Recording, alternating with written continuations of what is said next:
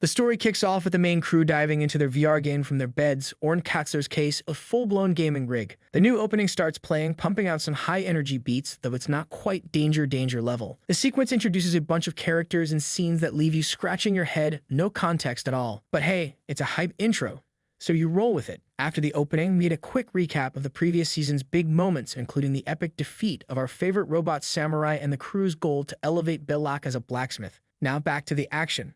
Sunraku, Bilak, Imol, and Aramis roll up to the ruins of the Age of Divinity. Sunraku, with his brain buzzing from his chat with the professor, wonders why these ruins were even built. He thinks the answers could be key for future quests, but with gear and Inventoria on the line, he decides to sideline the lore dive and sends the professor off to bug Pensilvan instead. Bilak, always the voice of reason, warns Sunraku about the endless stream of golems in the area. No sooner does she finish her warning than a worker golem leaps at them, blasting flamethrowers. It's too slow to hit, so Aramis, always ready for action, one-shots it, incinerating the loot in the process. Bilak smacks Aramis upside the head, scolding him for using dragon-slaying gear on a low-tier golem. Then she turns back to Sunraku and reminds him that the real threats are the elemental-born golems, ones that pack a serious punch. Bilak's warning proves spot on when a small rock-like golem clamps onto Sunraku's leg, about to blow him to pieces. With a smooth golf swing, Bilak sends it flying, but the danger doesn't stop there. More golems start popping up, and Sunraku immediately takes back his earlier request for Aramis to hold back. That's when the real trouble starts. A massive golem shows up, spitting out ball golems like it's a factory line. As the chaos unfolds, Sunraku and Bilak quickly realize that the big golem is targeting Aramis and Imol, since Aramis is high level and Imol's a powerful caster, both capable of ranged attacks. They decide to use the golem's distraction to close the gap, but the golem's got other tricks up its sleeve. It leaps high into the air, perching on top of a pillar and raining down bombs on them. Aramis, never one to back down, shatters the pillar with a well-placed strike, giving them the opening they need. The pair unleashes the repaired decapitator, bringing the golem to its knees and smashing its core. Victory is sweet, but not without consequences. The golem's self-destruct feature activates in a fiery explosion that nearly wipes them out. After the blast, they get a drop item, a grenade, before continuing their hunt for more golems. Aramis keeps poking fun at Bilak, earning himself a good smack in the process. Sunraku, meanwhile, is pleased with his shiny new sword but frustrated by his class's limitations, making it tough for him to learn new skills with it. Their mission is to find a workshop for a magic operations unit, which they suspect is where the golems are gathering, likely leading to an underground entrance. Sunraku spots an opening, but is suddenly aware that they're not alone. Katsu and Pensilvan are watching them, and are not happy.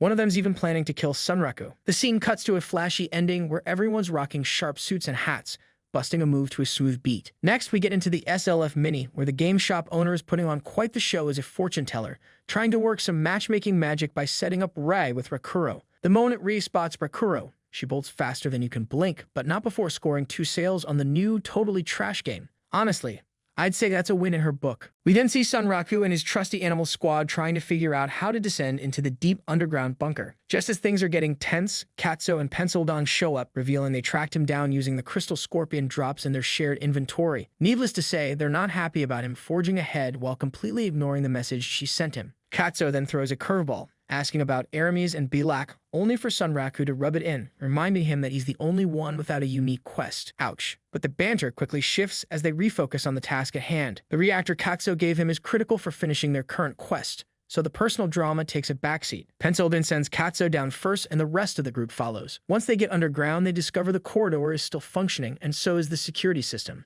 Katsu accidentally triggers it, releasing a security bot to guard the workshop door like some kind of gatekeeper. Aramis, confident as ever, goes for a one-shot, but the bot blocks it effortlessly with energy shields. This thing is way tougher than the golems they faced, which makes it the perfect punching bag for the Wolfgang clan. Sunraku kicks things off with a surprise attack, drawing aggro by blasting lasers at the bot's rear. Bilak and Katsu try flanking it, but it blocks their hits with its primary arms and targets Sunraku with a second pair of guns when he reaches the gateway. That leaves the bot wide open for Aramis and Imol to unleash a joint attack on its front, exposing its core. Pensilvan wastes no time and stabs it with her spear, and once the bot hits the ground, the gang piles on, finishing it off with a brutal barrage of DPS. It's a clean victory, but they've only just begun.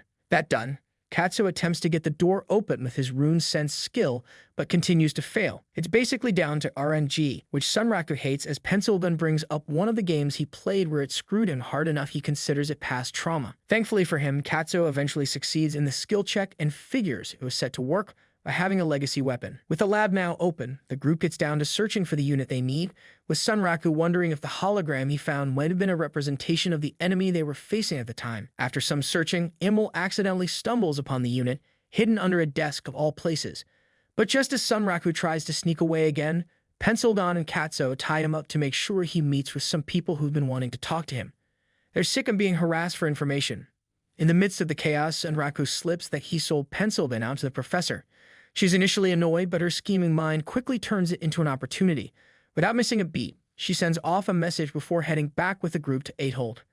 There, Bilak and Aramies split off to handle the magic operations unit, while Emil stays behind to keep an eye on Sunraku. Unfortunately for her, Sazu shows up, and they waste no time in rushing to dogpile her as the episode comes to a close. The SLF mini shifts to Katso being interviewed, where he answers questions about his playstyle, his thoughts on Sunraku, and his take on Pencildan.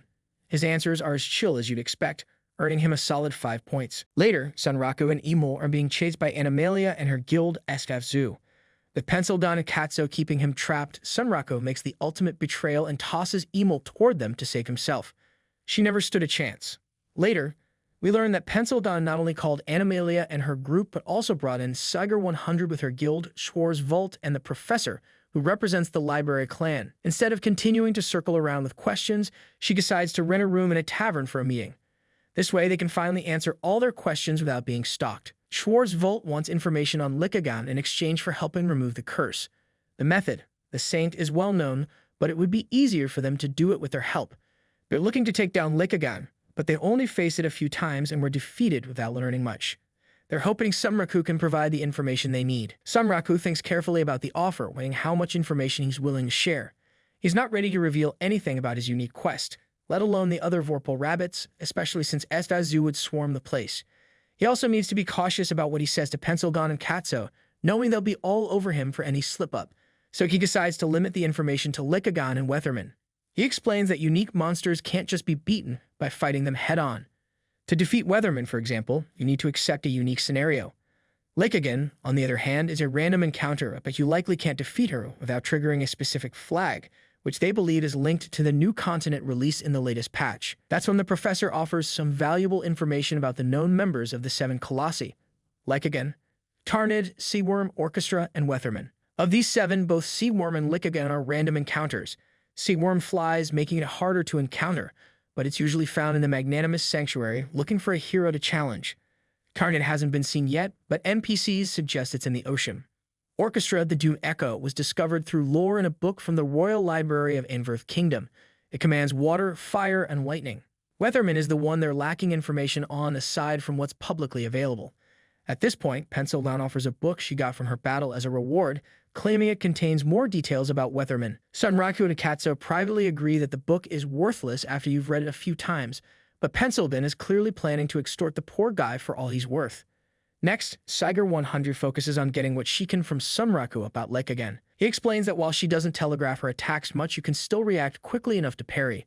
Her forepaws come in one of 3 ways when she strikes, and while there's no delay, there are safe zones you can move into. The real danger lies in her bite, which has a corrosion effect that can sever limbs. Siger 100 is surprised he managed to gather so much from just one encounter, but his party notes that Sunraku has a knack for this sort of thing. Ri takes the idea of him being a freak in stride, joking that she's thirsty, before they shift back to the discussion. One thing Sunraku didn't understand was the last move that hit him as he was outside her attack range. Given the game's programming, they all conclude that Likagan likely has an ability they're not aware of yet. Siger 100 sees the potential benefits of a second encounter with Likagan, given all the information Sunraku has shared. Before she can pitch the idea of working together, however, Animalia interrupts. She wants to know how Sunraku has unlimited access to Rabbituza. She explains that the unique scenario tour of Rabbituza grants a temporary visit, but you can't return once you leave. Yet Sunraku can go there as often as he likes, and he partners with Vorpal rabbits, making him an exception to the rule.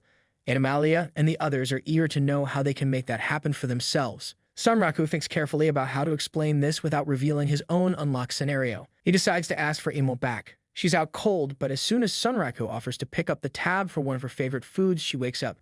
She immediately tries to weasel a new spellbook out of him as well. He then asks why others can't visit Rabbituza more than once. Emil explains that it's a matter for her older brother, the current king of Rabbituza. The moment she's given an excuse to leave, she bolts through the door, heading straight home to escape Animalia's questions. That done, for the time being, Pencil then is weaseling 100 million gold out of the professor for her book. She notes that's only 20% of her debt.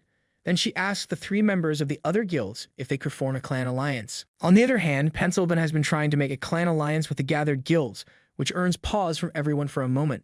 Siger 100 pegs that had been her intention from the very start, while the other 2 don't mind agreeing since it won't change much for them. So Siger 100 decides to play along with her and agrees to the deal as well. The meeting ends with Katsuo exhausted and chastising Sunraku for giving up so much information for free. He only saw it as the basic attack patterns, so there was no harm in giving that information out.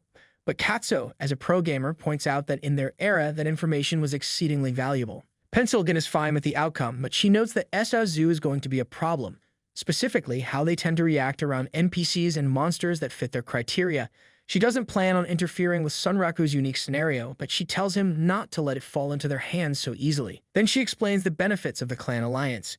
It gives them access to all their facilities and the rights associated with them. From the other guild's perspective, it wasn't much considering they needed information, and it was a relatively small favor. But Pencilben notes they got 5 invaluable cards up their sleeves. The first is information on Bahamut from clearing Weatherman's unique scenario. The second is Inventoria and the legacy weapons. The third is access to an ancient craftsman with Bilak. The fourth is everything involving Rabatuza and the Kate Siths. And the fifth is easy access to another unique scenario. Those keep them ahead of the other guilds despite only having 3 members, which she finds hilarious. Then they break from each other and Sunraku decides to head back to Rabatuza, but since he has to respawn to do it, he decides to go back to farming those crystal scorpions like before.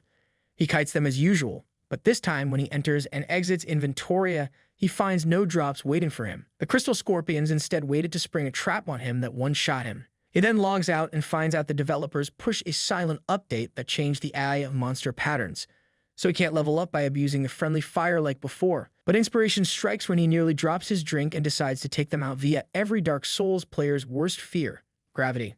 The next morning, he meets back up with Emil.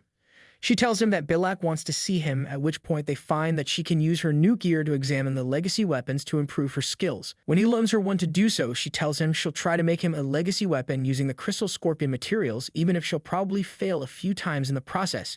That's convenient for him because he intended to visit them later anyway, but he doesn't need another set of twin blades and tells her to make him that. Vague future weapons aside, after they sell the loot he got from the ruins, the pair head to pick up a new spellbook for Emil. Then it's back to the grinding for EXP, using her new magic to stop the weaker monsters from running so that he can farm them. The Dullhead in general responds, so he killed it as well to hit level 79 and gained a bunch of skill upgrades and evolutions, including Skywalker. He then leaves Emil to head back to Rabatuza, telling her they'll meet up in that alley in the morning. After all, he didn't intend to end up there by dying again as he went to kite the crystal scorpions. This time he doesn't hide in Inventoria, but instead abuses the physics engine to have them fall to their deaths over a cliffside. All the while he uses his newly acquired double jump to avoid dying with them.